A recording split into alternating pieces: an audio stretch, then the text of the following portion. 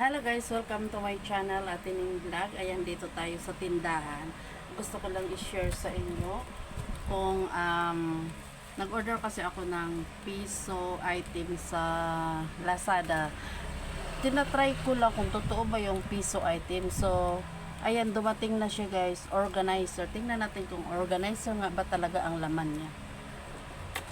Bubuksan natin ang ating parcel sa Lazada. Ayan siya, oh, piso. Piso item. Ayan. Kita ba? So, tinatry ko lang to kung totoo ba to kasi marami kasi mga kalokohan ang mga online selling.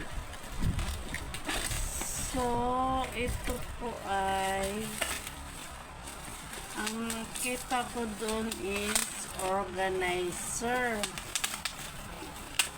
Check natin kung totoong organizer talaga ang dumarating. Ano yan, ma? Ayan. Piso.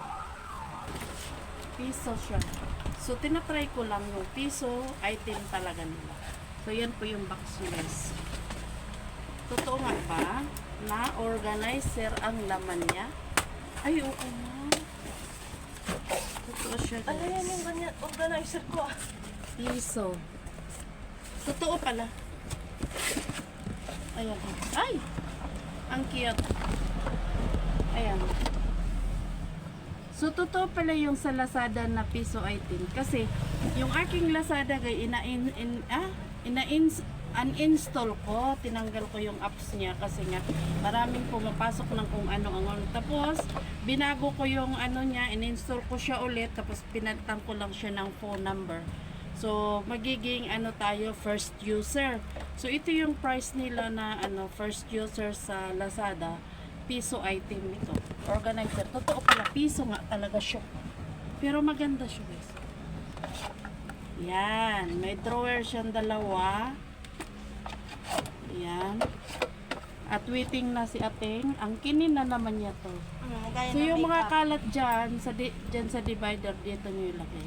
Alam, meron ng lagayan. Akin lagayan pala Okay. makeup. Thank you so much. Yun lang pang aking sinishare sa inyo guys.